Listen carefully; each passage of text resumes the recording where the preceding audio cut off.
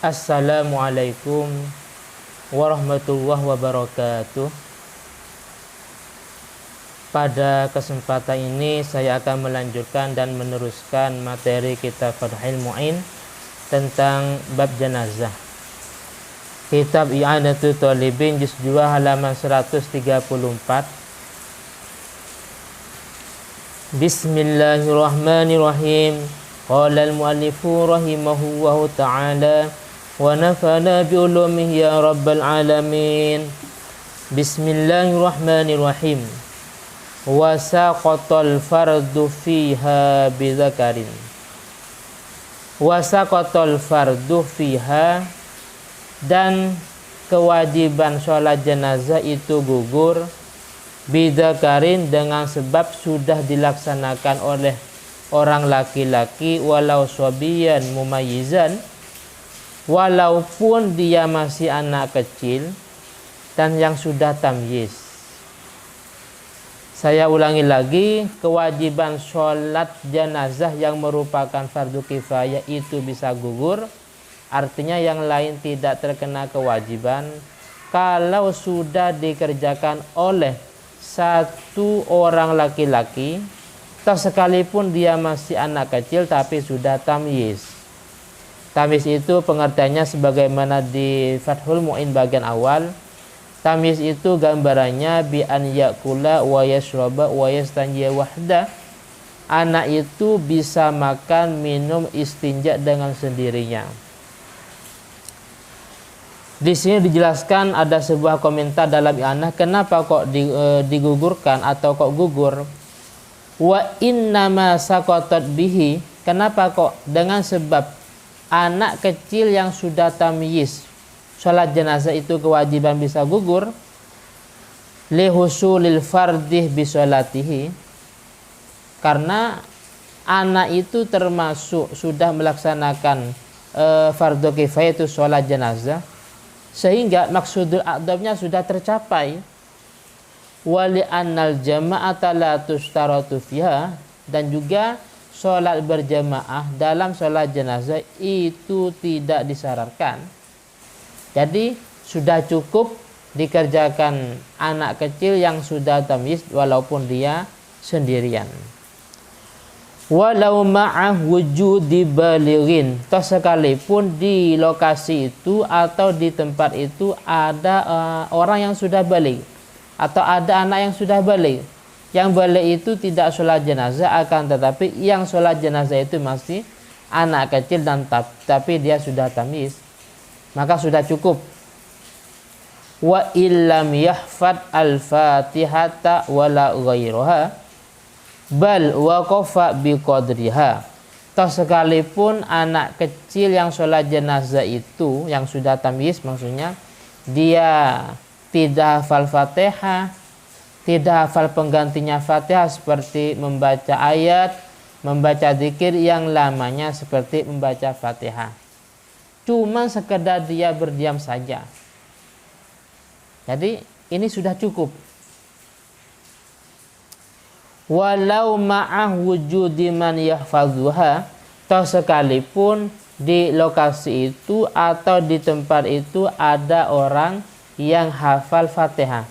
Jadi yang hafal Fatihah atau penggantinya itu tidak sholat jenazah, akan tetapi yang sholat jenazah anak kecil yang tamyiz ini yang tidak hafal Fatihah sholat jenazah, maka ini sudah cukup. Yang lain tidak punya kewajiban karena sifatnya fardu kifayah.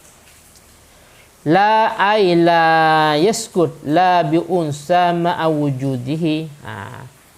Kewajiban sholat jenazah itu tidak gugur kalau memang yang mengerjakan sholat jenazah itu perempuan. Jadi umpamanya di lokasi itu ada laki-laki, ada perempuan, dan ketepatan yang sholat jenazah ini perempuan, maka yang laki-laki itu semuanya masih terkena khitab fardu kifayah untuk sholat jenazah. Artinya apa? Artinya kalau memang dari laki-laki itu satu pun tidak ada yang sholat jenazah, maka semuanya berdosa. Tapi kalau ada satu dua yang sholat jenazah, maka yang lainnya gugur atau tidak berdosa. Wa tajuzu ala janaiza sholatun wahidah. Boleh-boleh saja dengan satu sholat ini untuk beberapa jenazah.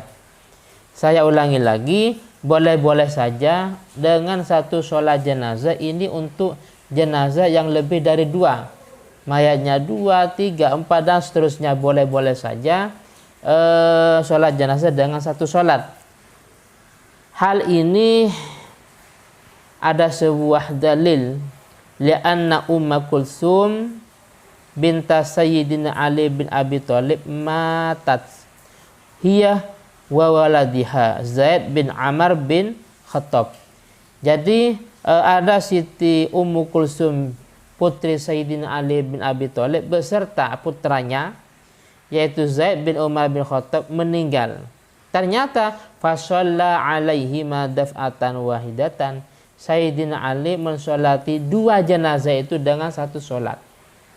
Jadi ada dalilnya, satu sholat cukup untuk jenazah yang banyak. 2, 3, 10, 100 dengan satu sholat. Bagaimana caranya niatnya? Maka fayan wis sholat alaihim ijmalan. Maka cara niatnya dengan cara ijmalan, dengan cara global. Di sini digambarkan aibi an yakula usolli alaman hadra min amwatil muslimin. Saya mensolati mayat yang telah meninggal dari amwatil muslimin, orang-orang Islam yang meninggal. Au alaman shalla alaihi imam. Atau posisi saya menjadi makmum, maka niatnya untuk jenazah yang jumlahnya banyak 10 umpamanya cukup usolli alaman shalla alaihi imam. Saya mensolati jenazah yang disolati imam. Dalam hal ini tidak boleh ditakyin, ditentukan.